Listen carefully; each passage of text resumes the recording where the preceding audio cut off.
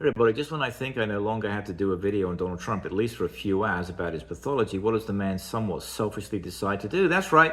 He decides to have a go at the Pope, the head of the Catholic Church around the world, who, according to Donald Trump, is weak on crime. I'm not sure if Donald Trump thinks he's some kind of cape superhero or something, what with the white robes and everything. But anyway, Donald Trump decided to have a go at the Pope, and I'm going to explain to you in less than 60 seconds exactly why he did this. And if you really want to understand Donald Trump's pathology, by the way, please get electronic version of the best-selling book on the topic for less than the price of a cup of coffee. Anyway, here's the entire thing. I know you can't read it, but you probably heard about it.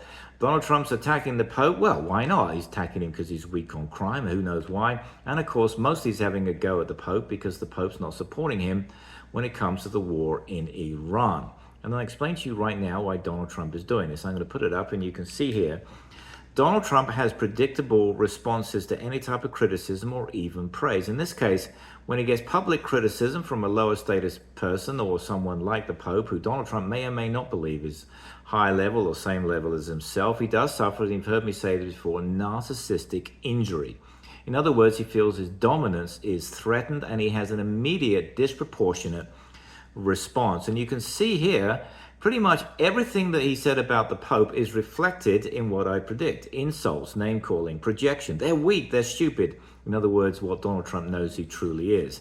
Nobody better than me, in other words, in this case. I know what I'm doing about the war, and then, of course, going into escalation, perhaps beyond the criticism. He hasn't done that in this case. But regardless of this, Donald Trump is entirely predictable because he's a malignant narcissist and a sociopath, and now with dementia. His behaviors only going to get worse. And as I've said, he is the most dangerous individual ever to sit in the White House. And if you truly want to understand Donald Trump's pathology, please get electronic version of the book for less than the price of a cup of coffee. Get the paperback for roughly $10.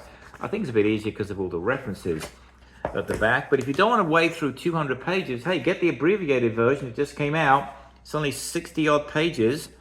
Gives you the sort of Reader's Digest version, and you too can become a Trump whisperer. And what's more, you will be on the right side of history.